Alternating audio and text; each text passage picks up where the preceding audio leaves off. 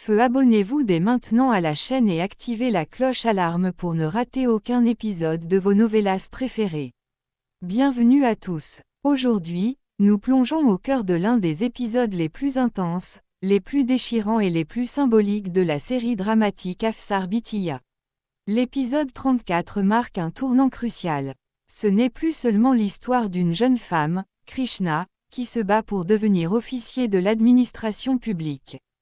C'est le choc frontal entre deux mondes, d'un côté, l'arrogance des riches et des puissants qui pensent pouvoir tout acheter, y compris la justice et l'honneur des pauvres, de l'autre, la dignité inflexible d'un père et le courage d'une fille prête à tout pour faire triompher la vérité.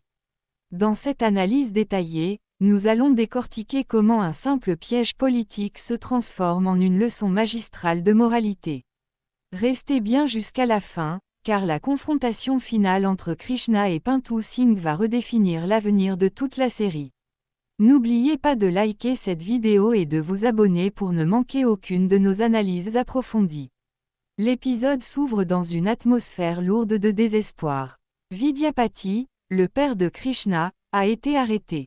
La rumeur court déjà dans toute la ville, l'affaire est d'une gravité extrême, impliquant les plus hautes autorités de la région. Face à cette situation, l'entourage commence à paniquer. Les fonctionnaires locaux se retirent les uns après les autres, refusant de se mouiller. C'est le moment précis où les prédateurs politiques entrent en scène. Un homme comme Tintin Singh sait exactement comment utiliser la détresse d'une famille pour asseoir son pouvoir. Pendant ce temps, à l'extérieur du poste de police, la tension est palpable. Nous voyons Krishna et sa petite sœur, Chanchal, livrés à elle-même. Chanchal, terrifiée par l'idée de voir son père en prison, est en larmes. C'est ici que le personnage de Krishna brille par sa maturité. Malgré sa propre peur, elle doit être le pilier de la famille. Écoutons la prière poignante de Krishna. Elle s'adresse à Bajrangbali, le seigneur de la force et du courage. Ces mots ne sont pas des plaintes, mais un témoin de la droiture de son père. Elle rappelle que cet homme n'a jamais, même en rêve, souhaité le mal de quiconque. S'il a levé la main sur quelqu'un, s'il a commis un geste violent, c'était uniquement pour défendre sa fille, pour protéger la vérité face à un réseau de mensonges. Cette scène pose les bases éthiques de l'épisode, la justice des hommes est peut-être corrompue, mais Krishna s'en remet à une justice plus haute. Pendant que les filles prient, leur mère, désespérée et aveuglée par la panique, commet l'erreur que Tintin Singh attendait. Elle se rend chez lui et se jette littéralement à ses pieds, en pleurant, implorant son intervention. Regardez bien la performance de Tintin Singh dans cette scène. C'est le portrait craché de l'hypocrisie politique. Il fait semblant d'être choqué par ce geste de soumission, disant qu'il ne faut pas tomber à ses pieds pour ne pas lui attirer le péché, mais en réalité, son ego est flatté au plus haut point. Pour Tintin Singh, cette arrestation est une aubaine. C'est l'occasion parfaite de laver l'affront du mariage raté et de forcer cette famille de fonctionnaires modestes à ramper devant lui. Il accepte de se rendre au poste de police, accompagné de son fils Pintu Singh, non pas par bonté d'âme, mais pour jouer les sauveurs et réclamer une dette de gratitude éternelle. Transférons-nous maintenant à l'intérieur du poste de police. Avant même l'arrivée de Tintin Singh, un autre personnage méprisable fait son apparition, Bihari. Bihari représente cette catégorie de personnes envieuses, qui se réjouissent du malheur d'autrui. Il vient au poste uniquement pour savourer le spectacle de Vidyapati derrière les barreaux. Bihari tente immédiatement de manipuler le policier en distillant du venin.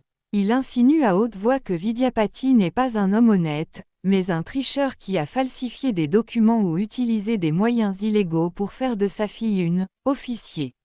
C'est une attaque directe contre ce que Vidyapati a de plus cher, l'intégrité de sa fille. Vidyapati, malgré sa position de faiblesse, bouillonne de rage face à ces calomnies.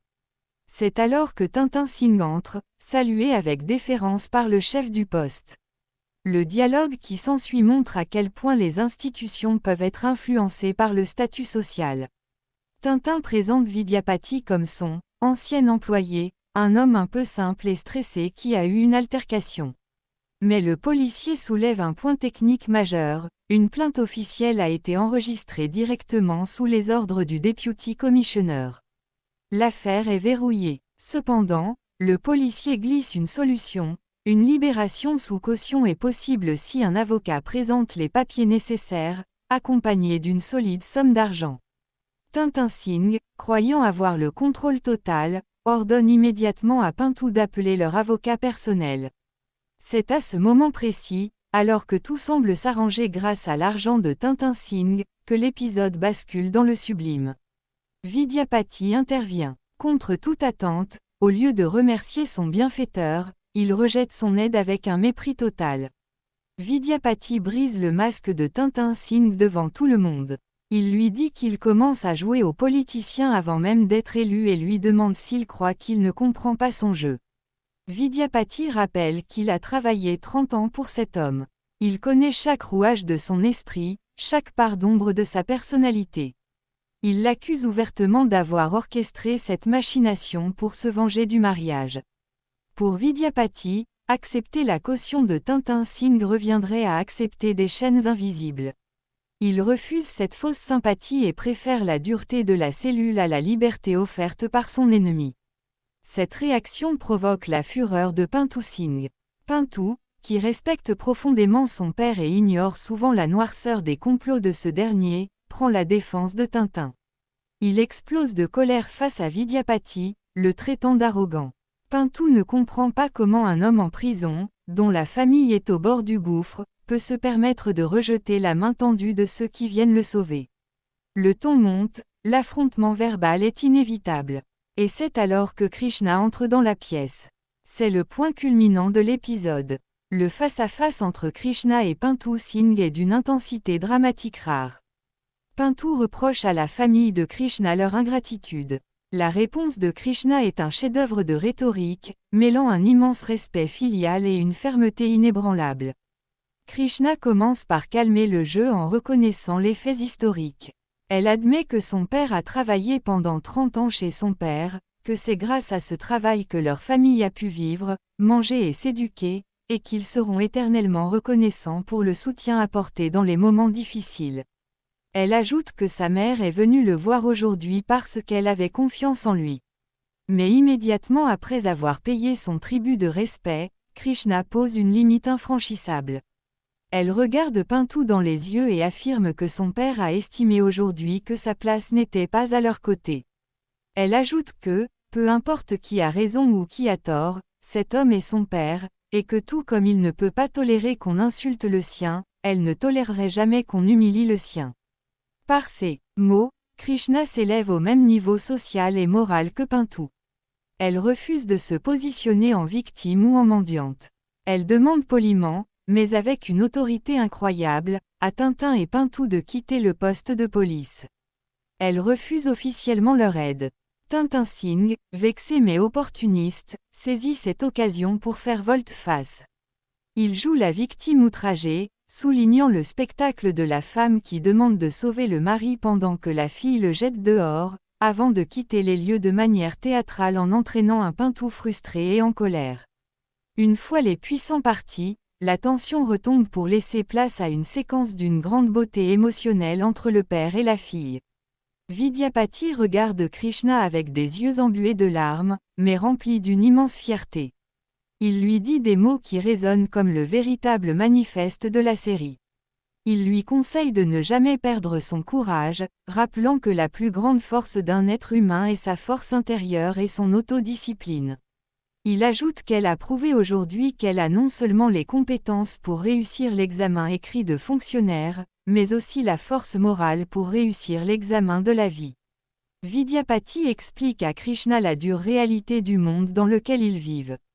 Les gens riches et influents qui possèdent l'argent et le pouvoir ont un problème viscéral, ils ne peuvent pas digérer l'idée qu'une fille issue d'un milieu pauvre, d'une famille de modestes travailleurs, puisse s'élever par le mérite, obtenir un poste d'autorité et s'asseoir à leur table comme leur égal. L'arrestation de Vidyapati n'est pas un accident, c'est une tentative du système de briser les ailes de Krishna avant qu'elle ne puisse s'envoler. Il lui confie une mission, Elle doit se battre, non pas seulement pour elle, mais pour détruire ce plafond de verre. À l'extérieur, la réalité frappe à nouveau. La mère de Krishna est en plein effondrement nerveux. Elle blâme Krishna pour son arrogance, lui reprochant d'avoir chassé leur unique chance de salut. C'est le conflit classique au sein des familles pauvres face à l'oppression. La génération plus ancienne, habituée à la soumission pour survivre, s'oppose à la nouvelle génération qui exige la dignité. Krishna tente de faire comprendre à sa mère que l'honneur de son père n'est pas négociable. Vidyapati préfère souffrir physiquement dans une cellule plutôt que de vendre son âme à Tintin Singh. Alors que la situation semble bloquée et que la mère crie son désespoir en demandant ce qu'ils vont faire maintenant, le regard de Krishna change. Sa détermination fléchit un instant, puis se durcit. Elle annonce qu'il existe un autre chemin. Un chemin légal, propre, digne, qui ne doit rien à la charité corrompue des puissants. C'est sur cette note de suspense et d'espoir que se termine cet épisode magistral. Krishna va-t-elle réussir à trouver un avocat indépendant? Comment va-t-elle contrer les ordres du Deputy Commissioner qui pèsent sur son père? C'est ce que nous verrons dans la prochaine analyse. Laissez-nous vos avis en commentaire. Pensez-vous que Krishna a eu raison de refuser l'aide de Tintin Singh? On se retrouve très vite pour la suite.